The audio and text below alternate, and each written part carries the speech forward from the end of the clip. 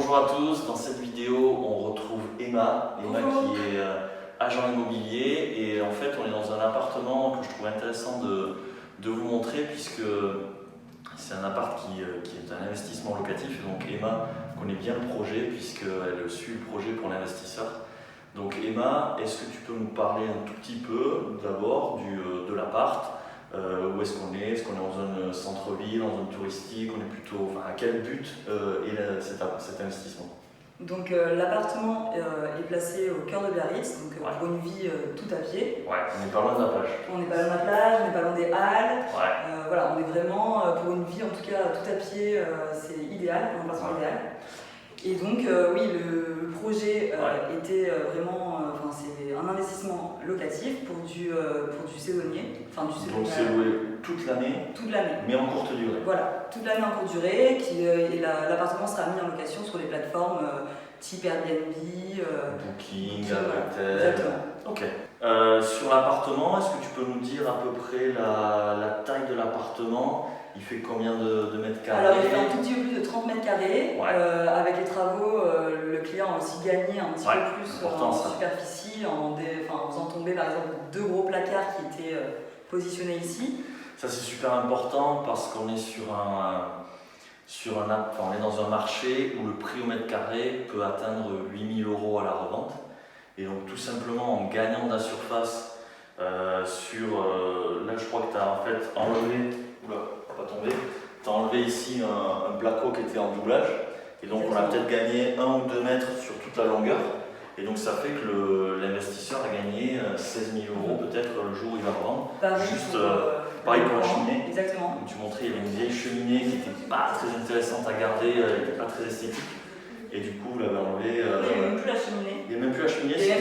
Il y avait un pan de placo en fait, qui fermait le coin où l'ancienne cheminée était posée. Donc vraiment, il y avait un coin qui était perdu si le client ne faisait pas sauter le placo. Donc ça, c'est une super bonne astuce, vraiment de gagner un maximum de mètres carrés parce que à la revente sur des marchés aussi exigeants que Biarritz, c'est-à-dire le moindre mètre carré peut valoir de l'argent.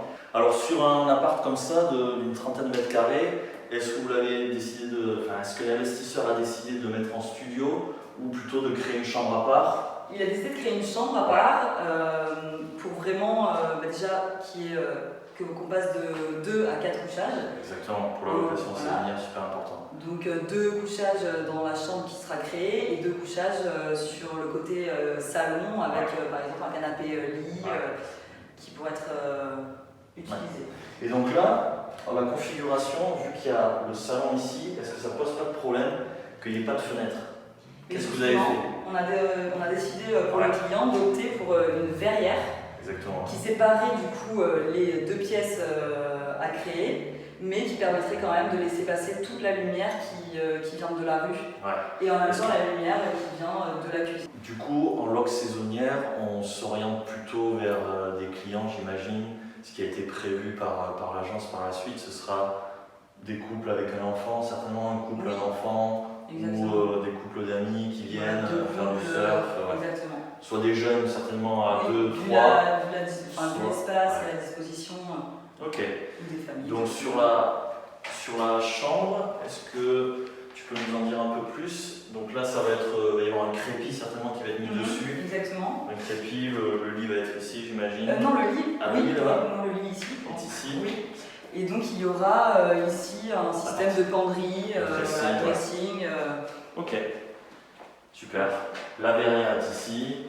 Ici, tout ce qui va être technique au niveau, certainement, ou non, un rangement pour les. Petit rangement, oui. Pour comment ça s'appelle, l'aspirateur, des choses comme ça.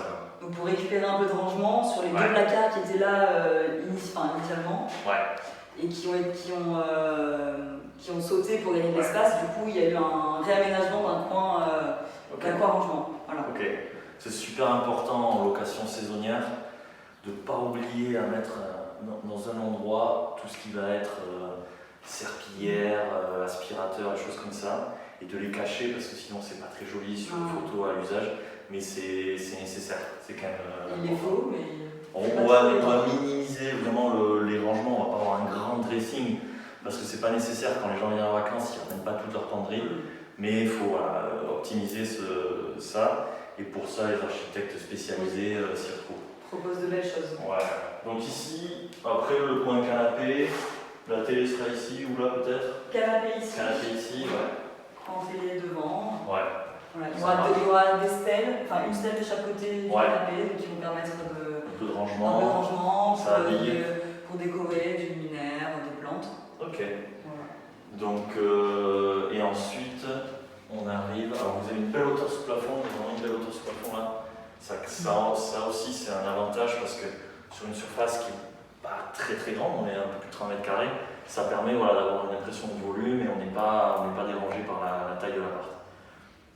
Top. Et donc sur la partie ici, là, il a fallu être créatif un petit peu, donc il y a de la lumière. Cuisine ici. Partie cuisine, donc, qui a été totalement démontée pour une rénovation totale de la cuisine et de la salle de bain. Ouais. Ok. Donc avec plan de travail et là ici. Et là, juste pour la cuisine, est-ce que tu sais qu'est-ce qui va être c'est une cuisine Ikea qui va être adaptée, ça va être le menuisier qui va le faire sur mesure, vous n'avez peut-être pas encore décidé? Non, le client ne s'est pas encore positionné, ils sont en discussion du coup avec l'architecte. D'accord. Mais à première vue, c'était parti sur une cuisine plutôt Ikea qui sera remise, on va dire. Ikea ou le Roi Merlin, en fait, c'est pareil, j'en parle pas mal dans la formation. Pour optimiser vraiment les travaux, le coût et avoir quand même un bien de qualité. Ce qui se fait assez souvent quand on fait appel à une architecte d'intérieur et à des bons menuisiers, c'est qu'on va acheter une cuisine sur Ikea, sur le Roi Merlin, sur ces prestataires-là. Et ensuite, le menuisier l'installe. On ne fait pas appel aux équipes Ikea ou le Roi Merlin, on fait vraiment appel au menuisier. Et le menuisier, lui, derrière, va ajuster, va vraiment la mettre sur mesure et va rajouter des éléments qui vont un petit peu la démarquer, avec peut-être des lumières, peut-être des poignées un peu spécifiques. Et du coup, en fait, on va avoir une base, on va dire, grand public, mais vu que ça a été adapté, ça va atteindre un peu plus, ce sera plus joli, plus esthétique. Et donc la salle de bain juste à côté, avec douche, toilette. Ouais. Donc c'est une grande salle de bain qui a une belle hauteur. Par rapport à la superficie totale de l'appartement, effectivement. Ouais. Donc voilà, par exemple. Sur les parois, ce sera béton ciré ou carrelage peut-être? Ça ne sera pas du béton ciré, mais une surface qui s'en rapproche sans que ça soit du vrai béton ciré. D'accord. Voilà. Donc ça serait j'ai pas le terme non plus, mais c'est une solution un peu moins chère, mais qui va avoir vraiment le même aspect que le béton ciré pour pouvoir vraiment avoir la qualité avec un coût moindre. Exactement. Ok, super. Et c'est ultra important dans des petites surfaces. Comme ça, l'option souvent choisie par les architectes, c'est de mettre des surfaces assez lisses et pas des petits carreaux ou pas un maillage trop restreint. Sinon, on aurait l'impression vraiment que le lieu est petit. Le fait d'avoir des surfaces lisses, vraiment, ça permet d'augmenter la sensation d'espace. Par exemple, dans cette salle de bain,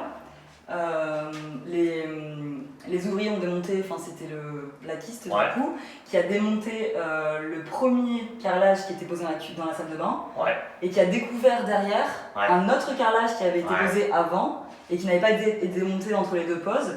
Donc ça faisait une épaisseur de 2 carrelages les uns sur les autres. Que vous avez regagné et qui n'est pas très sérieux, quoi. Quand on a les artisans qui enchaînent les carrelages les uns sur les autres, c'est pas top quoi. Donc ça a même peut-être été bricolé par l'ancien propriétaire avant. Mais l'importance de faire appel à un architecte, et encore une fois, je le répète très souvent, les architectes d'intérieur ou les archis ne sont pas là pour... c'est pas forcément parce que vous avez des gros moyens que vous faites appel à un archi. Un archi peut vraiment être là sur des projets à petit budget ou à des budgets raisonnables et vous permettre d'économiser de l'argent, de gagner justement, et de gagner en qualité, mais sans avoir un budget énorme, quoi. Donc, faire appel aux architectes et des artisans permet vraiment d'avoir un bon niveau de qualité, un bon budget. Quoi. Ok, parfait. Et donc pour la commercialisation, on en a parlé, ça va être géré du coup par une agence extérieure. Exactement. Oui. Donc merci Emma, je crois qu'on a vu à peu près tous les sujets qu'on voulait voir aujourd'hui. C'était vraiment vous montrer qu'on peut investir à distance. L'investisseur ici en fait la preuve et il délègue vraiment cet achat. On vous a donné quelques astuces sur le fait d'augmenter la capacité de couchage pour maximiser vraiment le rendement. Et puis ensuite, le fait de faire appel à des architectes, à des artisans, ça permet vraiment d'améliorer le rendu et de gérer le budget pour avoir un bon investissement, un investissement rentable. Je vous remercie d'avoir regardé cette vidéo. N'oubliez pas de vous abonner à la page, à la chaîne YouTube, de laisser des commentaires si vous voulez avoir si vous avez des questions à poser, si vous voulez avoir davantage d'infos sur cet investissement, sur ce projet-là, ou sur la location saisonnière en général. Donc voilà, n'hésitez pas à laisser des commentaires, à liker la chaîne, de façon vraiment à faire vivre la communauté et de façon à ce que l'on devienne, on ait une communauté beaucoup plus grande qui soit libre et indépendante financièrement. C'était Jean Nawa, merci beaucoup Emma. Avec plaisir. À bientôt dans une nouvelle vidéo. Hey, let's go. Back.